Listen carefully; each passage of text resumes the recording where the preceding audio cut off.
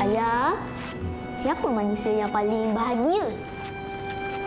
Manusia yang paling bahagia?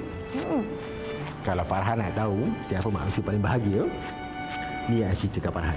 Kisah seseorang nama dia Fairuz. Fairuz seorang pekerja yang baik. Oleh sebab dia bagus, bos dia naikkan pangkat dan naikkan gaji dia. Agak-agak Farhan, Fairuz tu manusia paling bahagia tak? Bahagia sebab dia dapat naik pangkat, dapat gaji banyak. Bukan. Lepas dia pangkat, esoknya pula Fairuz dapat berita yang dia sakit. Doktor cakap Fairuz hanya ada masa 3 bulan untuk hidup.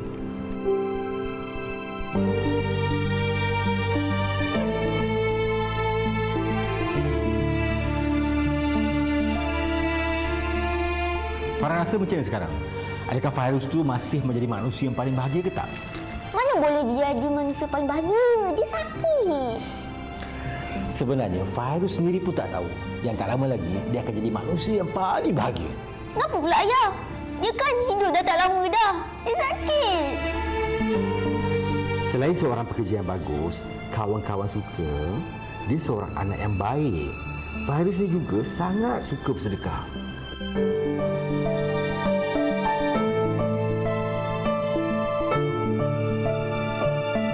Manusia yang paling bahagia ialah manusia yang bila mana terhenti nafasnya, namun tidak terhenti pahalanya, mengalir dan terus mengalir. Hasil daripada amalan bersedekah. Jadi, kalau Farhan nak jadi manusia yang paling bahagia, Farhan kena selalu sedekah lah. Ya, bersedekah dengan niat ikhlas kerana Allah Ta'ala. Firman Allah Subhanahu Wa Taala yang bermaksud kamu tidak sekali-kali akan dapat mencapai hakikat kebajikan dan kebaktian yang sempurna sebelum kamu dermakan sebahagian dari apa yang kamu sayang. Ayuh bersama-sama membangunkan aset Islam dengan berinfak untuk dana pembangunan masjid dan tahfiz melalui Pertubuhan Mihrab. Insya-Allah dengan infak ini kita dapat mencapai kebahagiaan yang sempurna di dunia dan di akhirat. Untuk maklumat lanjut, layari www.infakmihrab.com. Berinfaklah sekarang.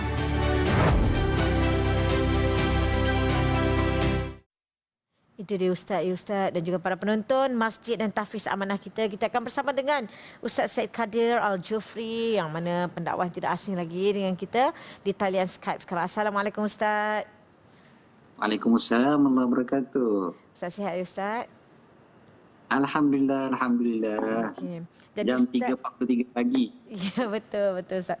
Ustaz, jadi bila cerita berkenaan dengan Masjid dan Tahfiz Amanah kita, kalau dapat Ustaz ulaskan sedikit berkenaan tajuk ni dan apa peranan kita untuk menjaga amanah ini, dan seterusnya dapat Ustaz perincikan masjid dan juga tahfiz yang ingin dan juga yang boleh kita bantu.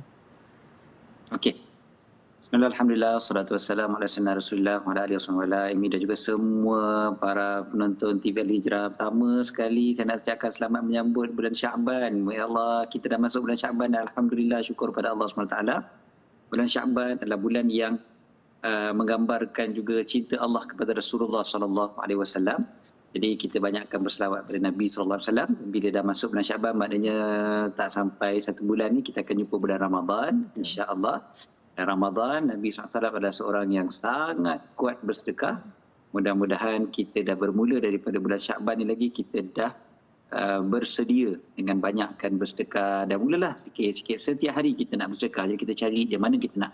Mana kita nak infak, mana nak infak, mana nak infak. Jadi Alhamdulillah pagi ni Allah dah pilih kita di kalangan mereka yang menonton rancangan Assalamualaikum untuk kita dapat peluang pula untuk berinfak. Banyak Allah Ta'ala bukakan hati kita, ruang dan peluang untuk kita supaya kita dapat infak pada pagi ni. Jadi nak infak mana? Kita tengok sana sini macam-macam ruang kita nak berinfak. Alhamdulillah. Zaman kita sekarang ni tak ada alasan dah untuk tidak berinfak ni. Maknanya sana sini ada orang buka peluang untuk kita berinfak. Jadi salah satu daripadanya apa yang dipanggil sebagai Pertubuhan Mihrab ini. Jadi sebelum kita pergi jauh, kita bayangkan dulu tadi ada yang dinamakan sebagai Fairuz ataupun watak si anak dengan ayah tadi yang terbayang ke mana. Kan kalau meninggal dunia dalam keadaan kita tahu yang kita memang akan mati. Tak kira lah yang tadi tu dia ada penyakit kanser ataupun apa juga sebab sakit tak sakit, semuanya kita boleh mati. Tapi adakah kita nak mati dalam keadaan kita tak bersedia langsung? Kan virus tadi tu kiranya mati dalam keadaan bahagia, tersenyum nampak ada jenazah dia tu kan. Lakonan semata-mata ya. Lakonan semata-mata. Tapi kita boleh bayangkan, ya Allah, kalau aku mati nanti macam mana agaknya? Apa yang aku tinggalkan, yang mana pahala aku dapat terus menerus sampai kepada aku. Dan ada dua perkara yang paling selalu yang kita boleh dapatkan. Selain daripada anak yang soleh, ada dua perkara yang kita boleh dapatkan pahala tu berterusan sampai kita dalam kubur. Iaitu satu dipanggil sebagai ilmu yang memanfaatkan. Satu lagi adalah amal soleh kita yang jariah, yang berterusan. Dan salah satunya adalah masjid dan satu lagi ni adalah tahfiz, kan?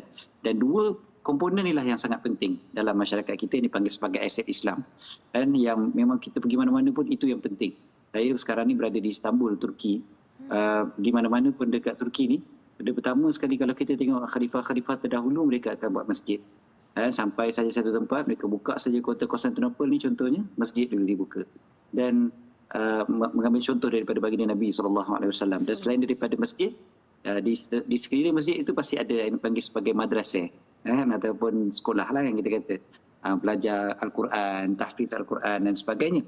Jadi dekat tempat kita pun begitu juga sebenarnya. Banyak masjid telah dibuat. Tapi banyak masjid saya dibawa oleh Pertubuhan Mihrab ni. Pertubuhan Mihrab menunjukkan kepada saya satu masjid yang mereka ingin bantu. Sangat-sangat perlu untuk dibantu. Satu masjid yang namanya Masjid Nurul Islamiyah di Sungai Choh. Sungai Choh Rawang dekat Angas Rendah tu. Masjid Nurul Islamiyah ni di Sungai Choh ni. Bila saya perhatikan, saya pergi ke situ, saya pergi semayang asar dekat situ. Saya sebenarnya dah lama dah. Lalu dekat masjid ni sebenarnya ada kat gambar kita sekarang ni. So, saya biasa je lalu depan masjid ni sebenarnya daripada dulu. Tapi saya tak pernah masuk. Satunya sebab saya nampak masjidnya agak ke dalam sikit. Kemudiannya ialah kita bawa kereta kan.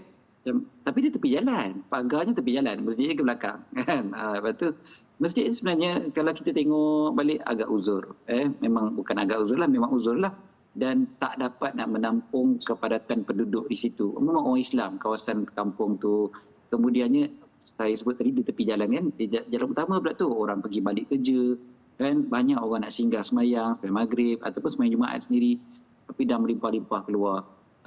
Dan banyak pula kos ataupun duit yang diperlukan untuk baik pulih. Dan jadi bila orang bagi je, baik pulih. Bagi orang bagi je, baik pulih. Bagi duit je, baik pulih kan. Bila agaknya nak besarkan masjid, bila nak bangunkan masjid baru. Jadi kita buat satu kempen, Ketua Mihrab adakan satu kempen masjid dan juga tahfiz. Yang mana spesialnya kita boleh buat infak ni dalam bentuk secara umum ataupun kita boleh buat komitmen bulanan kita. Kan, yang mana tiap-tiap kali kita nak teruslah. Kalau pun masjid ni dah siap nanti insya-Allah, satu masa nanti masjid dah siap, pahala kita berterusan sampai lagi. Dan seterusnya, kita ada pula masjid-masjid lain yang kita akan bantu. Ada pula tahfiz yang kita akan bantu untuk hidupkan, untuk bina semula dan sebagainya. Yeah. Tapi yang menariknya adalah Pertubuhan Mihrab ini insya-Allah mudah-mudahan berterusan fokusnya khususnya adalah pada masjid dan juga tahfiz. Dan kos untuk Masjid Nurul Islamiyah ni sahaja tinggi sebenarnya, lebih kurang dalam 12 juta begitu. Dan kita boleh tengok dia punya progres dekat website yang ada, website infakmihrab.com tu kita akan nampak progres. Banyak dah yang kita dapat bantu untuk membina semula Masjid Nurul Islamiyah Sungai Choh Rawang itu. Dan kita selalulah bila kita fikir, saya simple je bila nak tolong masjid dan juga kita panggil tahfiz dan sebagainya ni kan, saya selalu bayangkan satu masa nanti macam mana. Selalu terbayang-bayang macam tu kan. Orang selalu bayangkan masa depan macam mana dan sebagainya, tapi kita cuba bayangkan masa depan masjid, masa depan tahfiz. Aku ada tak sumbangan aku?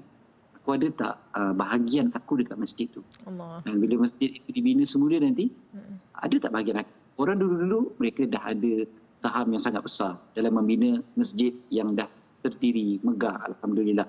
Sampai sekarang kan, semalam saya semayang, saya masuk ke masjid, contoh je lah, masjid yang dibina pada zaman Sultan Muhammad Al-Fatih.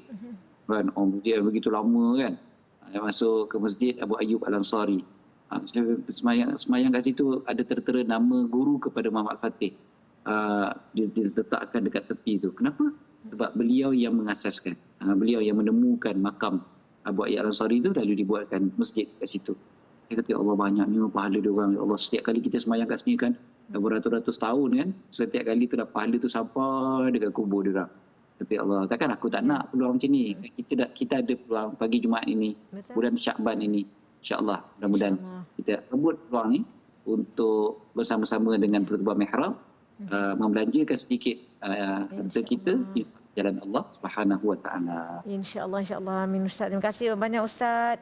Dan para penonton, ayuh inilah dia peluangnya dan telah tertera di kaca TV, Facebook Pertubuhan Mihrab, laman web, kalau untuk contact number, account bank, semua tertera. InsyaAllah Ustaz, kita doakan semoga dipermudahkan segala urusan dan juga ingat, kita kena sentiasa ingat masjid dan tahfiz adalah amanah kita, insyaAllah.